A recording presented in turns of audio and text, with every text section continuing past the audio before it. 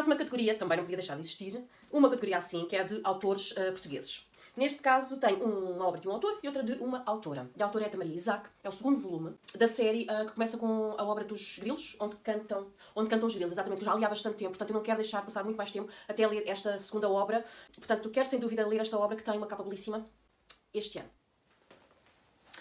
Olá, malta! Pois é, esta introdução que vocês acabaram de ver sou eu no vídeo 12 livros para 2024. 12 obras que eu selecionei, que eu quero mesmo muito ler ao longo deste ano, e fiz um vídeo para vos dizer quais são essas obras, divididas por 6 categorias. Na categoria de literatura portuguesa, uma das obras que eu selecionei da estante para ler este ano é esta, da Maria Isaac. A capa é mesmo muito bonita. Volto a dizer, é mesmo muito bonita. Eu ontem queria começar uma obra nova e fui à estante e foi esta que me apeteceu ler. Não porque faz parte do vídeo dos 12 livros para ler, mas porque simplesmente me apeteceu pegar nesta obra e conhecer esta história. E assim foi. Eu até imprimi aqui para os papelinhos o nome das 12 obras e pus assim neste copinho para quando me apetecer uma obra nova destas 12 eu ir aqui tirar aleatoriamente, quando não tiver assim nenhuma preferência, mas não usei este copinho, simplesmente fui à estante e foi isto que me apeteceu ler e comecei a ler. Já li 30 páginas e estou a adorar. O início é extraordinário. O início basicamente eu li os primeiros 4 capítulos, estou no início do 5º capítulo. São capítulos muito curtinhos e apresenta-nos o espaço, o sítio onde se vai passar esta história, que é em Monte Over, que é um vilarejo, onde aparentemente não se passa nada, mas depois começam-nos a falar das suas pessoas, em particular de uma família, começando pela mais velha, que é a Dona Ofélia, as suas filhas, ela tem 3 filhas, e os netos que cada uma dessas filhas, 2 em particular, já lhe deram. E as queixas dela porque essas filhas, pelos vistos, andam a fazer filhos com homens diferentes e depois lá chegam à conclusão que aquilo não é o homem para elas e separam-se dos pais dos filhos, enfim. E isso deixa a Dona Ofélia, obviamente, muito desagradável. Depois, fala-nos também da Catalina, que vai ser, parece-me, a personagem principal, que é uma menina que vai ser levada da breca. Diz aqui a certa altura: para Catalina estava perfeito. Dias longos, a escola fechada e tudo o que havia para fazer podia tornar-se interessante. Ela era Catalina Barbosa, autodenominada pirata, bandida e aventureira. Menina bem comportada apenas aos domingos, quando a avó a amordaçava dentro de um vestido bonito para ir à missa. O que Catalina Barbosa não sabia sobre este verão é que ele se iria tornar inesquecível e que tudo estava prestes a começar. Portanto, começamos aqui com um certo mistériozinho de que algo vai acontecer, não é? E esta menina vai ser o ponto fulcral desta obra, me parece. Mas o que eu também achei muito interessante é logo o primeiro capítulo.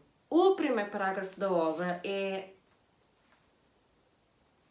5 estrelas. É 5 estrelas e fala-nos de um padre. E também cria ali um mistériozinho com o padre.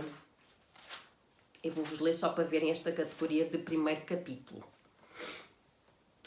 Querem saber um segredo? Vou contar-vos. Toda a gente adora um segredo e este nem sequer é meu. Elias Frois não é quem diz ser. Se está a morrer como dizem e se está a escrever um testamento como dizem, espero bem que ponha nele pelo menos esta confissão. Muita gente parece preocupada com o testamento e a verdade, não tanto com a morte anunciada de Elias Frois, o padre. Este vilarejo pode até ser pequeno e parado, mas pelo que vi está bem servido de ilustres atrapalhados com muita vida para esconder. Gente que se ocupa a cavar buracos nas histórias que conta e a tapá-los sem jeito nenhum. Também eu sei disto, do cavar buracos e da terra, mas para mim o passado nunca me preocupa. O mesmo não acontece com Elias Frois, o padre, nem com o rebanho que ele vem ouvindo nos últimos 20 anos. Portanto, eu quero saber tudo sobre este padre. O segredo do padre, se está a morrer ou não está, ou o que é que se está aqui a passar. Isto são só 30 páginas, e são 30 páginas que são uma delícia. Eu espero que esta qualidade de escrita e que este captar da atenção do leitor e do interesse na história e no que está para vir, nos segredos que eventualmente serão revelados, se mantenha, não é? Ao longo destas 222 páginas. 222 páginas. Portanto, vou-vos manter atualizados relativamente a esta leitura.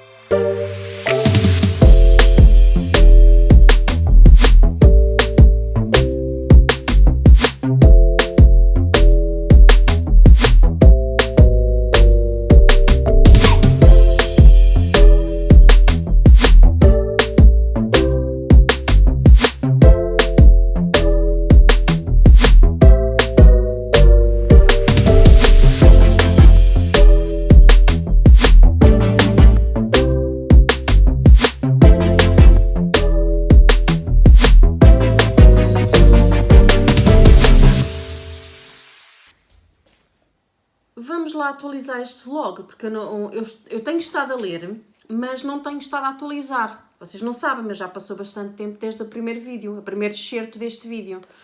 Eu já estou quase a acabar. Continuo a gostar imenso, vamos ver como é que isto acaba. Mas estão a ver aqui as marcações, eu não costumo pôr post-its, mas eu senti necessidade nesta obra de pôr post-its porque, como eu tinha dito, isto passa-se num vilarejo, em Montever. E tem vários personagens, isto fala da vida, de várias situações, da vida de várias personagens. E dos segredos que elas vão guardando ao longo dos anos. E como há tanta personagem, eu acabei por... no início eu acabei por começar a marcar, para saber quem é quem, para tentar perceber. E depois também marquei uma outra passagem mais bonita. Mas isto é o quê? O que é que se passa aqui? Histórias principais é a da Catalina, da menina, que é criada, é a neta da Dona Ofélia, ela é criada pela mãe, que é mãe solteira, e pelas tias. O pai dela está preso. E ninguém lhes fala do pai, e ela obviamente quer saber do pai. E tem muita curiosidade para saber o que é que ele fez realmente, porque isto envolve uma igreja que pegou fogo. Ele foi acusado de incendiar a igreja e morreu uma pessoa. Ele foi acusado e apanhou vários anos de prisão e ainda está preso.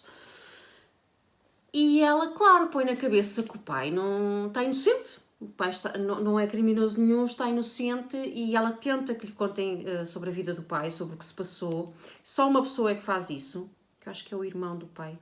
Mas ela depois percebe que ele não lhe contou a história toda. E fica muito triste. Depois temos também o padre. O padre também tem o seu passado. O padre estava numa relação com a Rosa Duque e ele, entretanto, vai para a guerra com o irmão da Rosa, que eles eram muito amigos. E as coisas mudam. Quando ele regressa e ele torna-se padre, nós ficamos a perceber o porquê. Não é uma motivação assim tão religiosa quanto isso. E a Rosa não... Ao longo dos anos, e passaram-se muitos anos, ela não conseguiu perdoá-lo pelo que se passou, pelo que ele fez, pelo que se passou com o irmão dela, que entretanto desapareceu sem deixar rastro, ninguém sabe nada dele. Há também para aí história com o irmão da Rosa, com o padre, enfim, há aqui muitas histórias interligadas, mais. Depois aparece o Baltazar.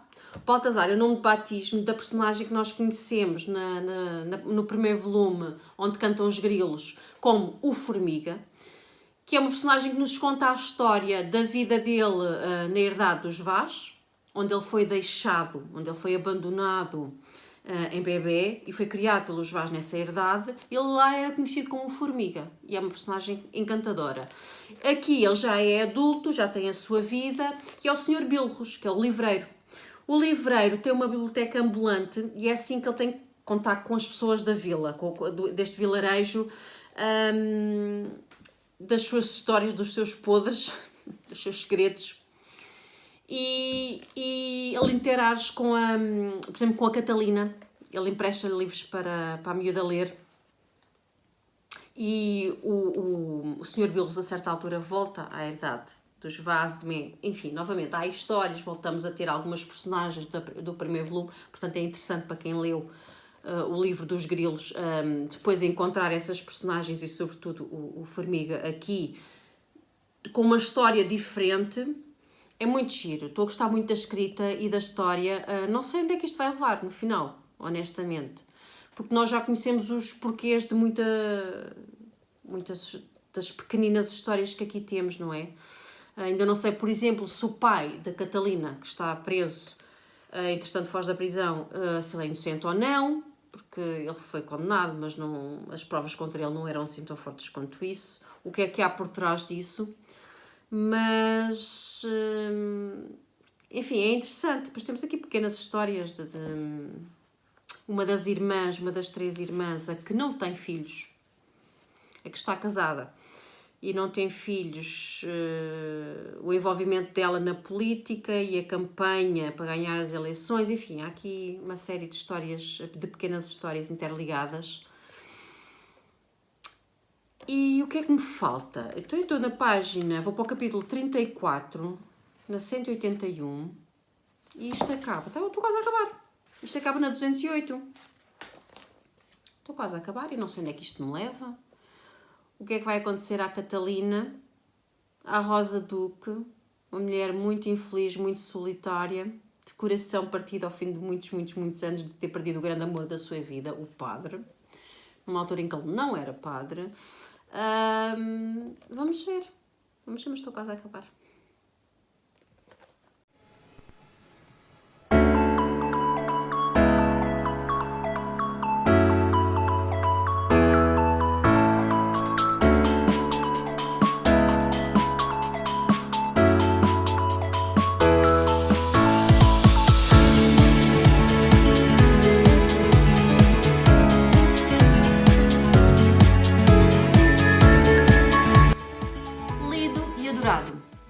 Encerrada a leitura desta obra, o que dizer das flores? Gostei muito. Ainda não lhe dei pontuação no Goodreads, estou um pouco indecisa, mas o saldo é muito positivo, conforme eu já esperava que fosse. Eu estava a contar que esta história se focasse sobretudo na menina Catalina, aquela menina que estava a ser criada pela mãe, mãe solteira, porque o pai tinha sido preso, o pai tinha sido acusado de ser o responsável por um incêndio que houve numa igreja uns anos antes, incêndio que vitimou uma mulher. Ele nunca se defendeu propriamente e acabou preso. E a Catalina quer muito saber coisas sobre o pai, não é? É natural, ela tem muita curiosidade e ninguém quer falar com ela sobre o pai, sobretudo da parte da mãe e da família da mãe. Ela vai sabendo umas coisas aqui, umas coisas ali, mas ela insiste em saber mais e em defender o pai, porque com certeza que o pai está inocente, não é? Na sua mente de criança, o pai só pode estar inocente. Portanto, fomos conhecendo um pouquinho essa história. Só no final é que nós sabemos exatamente o que é que aconteceu naquele incêndio e quem é responsável e exatamente como é que as coisas se processaram. Se é que eu posso dizer que se sabe ao certo, porque isto é uma versão de uma das personagens, portanto vale o que vale. Mas ficamos a conhecer no final o que se passou. Temos também a história, porque são várias histórias de várias das pessoas que vivem nesta localidade de Monte Verde. Portanto, o foco não é exclusivamente nesta criança, ela não é propriamente, a meu ver, não é a personagem principal. Há outras histórias que também são relevantes e que também têm o seu peso na narrativa e neste romance. Temos o padre, e ficamos a perceber porque é que segredo é que ele guarda, porque é que ele se tornou padre, porque ele estava numa relação com uma mulher, a Rosa, e foi para a guerra e quando voltou tornou-se padre. Ela nunca o perdoou por isso, ela também nunca refez a sua vida com outra pessoa, e ela permanece muitos anos depois muito amargurada e sozinha. E depois, para além dessa história, depois ainda há uma história do irmão da Rosa, com quem o padre Elias, antes de ser padre, estava muito bem, e esse irmão desapareceu. Assim, do nada, de repente, ele desapareceu. Na altura em que houve o incêndio na igreja, e ninguém sabe do paradeiro dele. Portanto, há aqui várias histórias, vários segredos, várias coisas. Temos também, aparece também livreiro Bilros, que no Onde Cantam os Grilos é o personagem o Formiga, não é? Que é apelidado de Formiga, que na altura ele conta a história dos tempos em que era criança e que cresceu na herdade dos Vaz, acho que é isso, na herdade dos Vaz. Ele aparece, que é sempre agradável para quem leu o primeiro livro, é muito giro. Ele aparece enquanto adulto, ele é livreiro, tem uma biblioteca itinerante e ficamos ali a conhecer também um pouquinho mais da sua vida presente. Portanto, temos aqui várias histórias encadeadas, isto tudo se mistura muito bem e dá uma narrativa e uma história belíssima que eu recomendo. Vou, sem sombra de dúvida, em alguma altura ler a terceira obra, que é Qualquer Coisa na Terra. Deixem ver. Quantos Ventos na Terra. Quantos Ventos na Terra. Vou, sem sombra de dúvida, ler essa obra. Ainda não a tenho, mas em alguma altura eu vou adquirir e vou ler também, porque eu gosto toda a escrita da Maria Isaac. Por fim, para rematar este vídeo, o título do livro, O Que Dizer das Flores, isto surge de uma conversa entre a Catalina e o livreiro Bilros. Ela costumava ir buscar livrinhos dele para ler. E ela, a certa altura, estava a tentar escrever uma história, algo assim.